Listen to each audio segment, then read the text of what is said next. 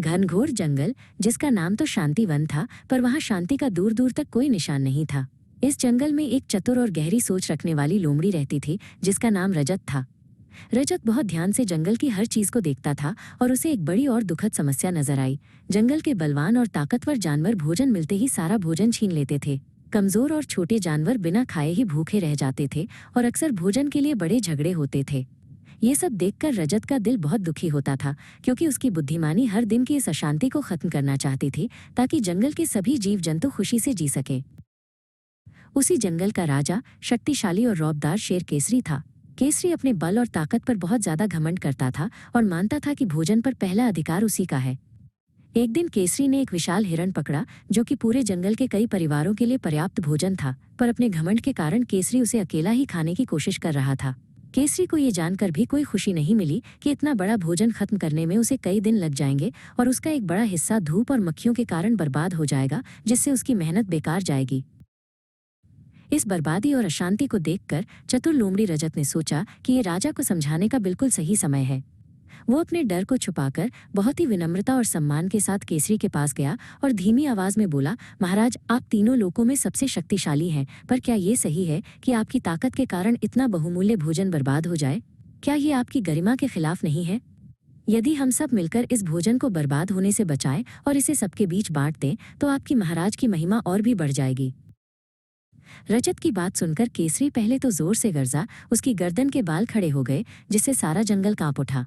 उसने कहा, खामोश, तुम्हें ये सब बोलने की हिम्मत कैसे हुई? पर जैसे ही उसकी नजर बर्बाद होते हुए भोजन पर पड़ी, उसका गुस्सा थोड़ा शांत हो गया। उसने धीरे से कहा, ठीक है लोमड़ी, तुम क्या सोचते हो? अगर सबको भोजन दिया जाए तो वे और भी ज्यादा लड़ेंगे और मैं उनकी निगरानी नहीं कर पाऊंगा। रजत ने सिर झुकाकर और आत्मविश्वास से कहा, महाराज, मेरी एक योजना है। सबको भोजन एक साथ नहीं, बल्कि एक व्यवस्थित तरीके से बारी बारी से मिलेगा, जिससे कोई झगड़ा नहीं होगा और सबको पर्याप्त भोजन मिलेगा।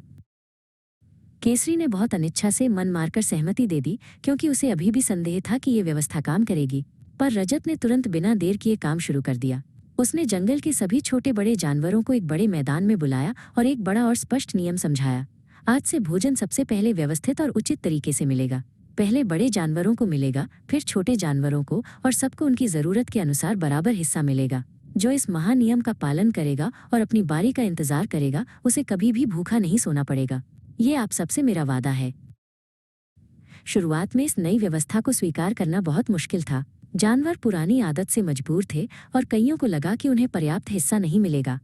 उनमें से एक लालची तेंदुआ था, जो अपनी बारी आने से पहले ही अपनी भूखी आंखों से एक छोटा सा हिस्सा चुराने की कोशिश कर रहा था। वो बहुत चुपके से पैरों को जमीन पर घसीटता हुआ आया और खाने के ढेर की ओर अपना कांपता हुआ पंजा बढ़ाया, ये देखने के लिए कि कोई उसे देख रहा है या नहीं। लेकिन चतुर लोमड़ी रजत की आंखें बहुत तेज थीं और वो हर चीज पर नजर रखता था।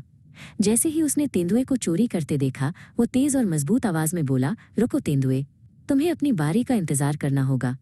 क्या तुम्हें याद नहीं कि ये नियम हम सब की भलाई के लिए है? जब तुम चुराते हो तो तुम दूसरों का हिस्सा कम करते हो।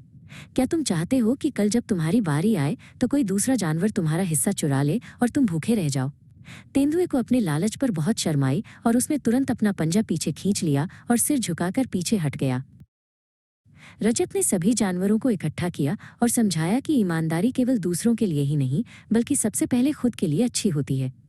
उसने शांति से कहा, अगर हम सब एक दूसरे पर भरोसा करेंगे और ईमानदारी से अपने हिस्से का इंतजार करेंगे, तो जंगल में हर दिन ढेर सारा भोजन होगा और कोई भूखा नहीं रहेगा। लेकिन अगर हम चोरी करेंगे और स्वार्थ दिखाएंगे, तो जल्द ही ये अच्छा नियम टूट जाएगा, सारा भोजन बर्बाद हो जाएगा और हम फिर से भूखी रातों में जागते रहेंगे। ये सुनकर सभी जानवरों ने सिर हिलाकर अपनी सहमति दी। इस बीच जंगल में एक बहुत ही खास घटना घटी। एक दिन एक छोटा और फुर्तीला खरगोश दौड़ता हुआ रजत के पास आया। उसने अपनी टूटी फूटी आवाज में कहा, रजत भाई, मेरी माँ बहुत बीमार है और वो इतनी दूर अपनी बारी पर भोजन लेने नहीं आ सकती। रजत ने बिना कोई सवाल किए, बिना किसी हिचकिचाहट के, अपनी बारी का पूरा हिस्सा खरगोश की माँ के लिए तुरंत भेज दिया। ये देखकर दूसरे जानवरों को समझ आया कि ये व्यवस्था केवल नियमों का पालन करना नहीं, बल्कि सच्चे सहयोग और दयालुता का असली मतलब भी सिखाती है। धीरे धीरे सभी जानवरों ने रजत की व्यवस्थित योजना का मूल्य समझा और उसे अपनाया। उन्होंने अकेले शिकार करना बंद कर दिया और भोजन ढूंढने में अब एक दूसरे की मदद करना शुरू कर दिया, जिससे ज्यादा और अच्छा भोजन मिलने लगा। यहाँ तक कि शेर केसरी भी अब गर्व और संतुष्टि से सभी को उचित हिस्सा देता था, क्योंकि वो अब अच्छी तरह समझ गया था कि अकेले खाना खाने से ज्यादा मजा और सम्मान सबके साथ भोजन बांटने में है, और इस काम में उसकी गरिमा बनी रहती है। रजत, लोमड़ी और शेर केसरी के सहयोग से शांति वन अब पहले से बहुत बेहतर और खुशहाल हो गया था। अब कहीं भी कोई भोजन खराब नहीं होता था। शिकार के दौरान कोई चोट नहीं लगती थी, क्योंकि अब जानवर डर के बजाय मिलकर काम करते थे। झगड़े हमेशा के लिए खत्म हो गए थे और जंगल में हर तरफ खुशी और खुशहाली फैल गई थी। अब जंगल का हर प्राणी संतुष्ट था और कोई भी जानवर कभी भूखा नहीं सोता था। ये एक बड़ा बदलाव था। इस तरह रजत, लोमड़ी की बुद्धिमानी से जंगल के सभी जानवरों ने एक बड़ा और जीवन बदलने वाला सबक सीखा। एकता और ईमानदारी से ही खुशहाली और संतोष आता है, जबकि स्वार्थ और लालच केवल भूख और दुख लाता है। और इसलिए शांतिवन हमेशा हमेशा के लिए सभी के दिलों में एकता का वन बन गया, जो एकजुटता और प्रेम का प्रतीक था। इस नई खुशहाली ने सभी को सिखाया कि सहयोग और ईमानदारी केवल भोजन बांटने तक सीमित नहीं है, बल्कि जीवन के हर क्षेत्र में काम आते हैं। कुछ समय बाद जब गर्मी बढ़ी और जंगल की नदी सूखने लगी, तो सभी जानवर मिलकर एक नई नहर खोदने लगे ताकि पानी गांव तक पहुंच सके।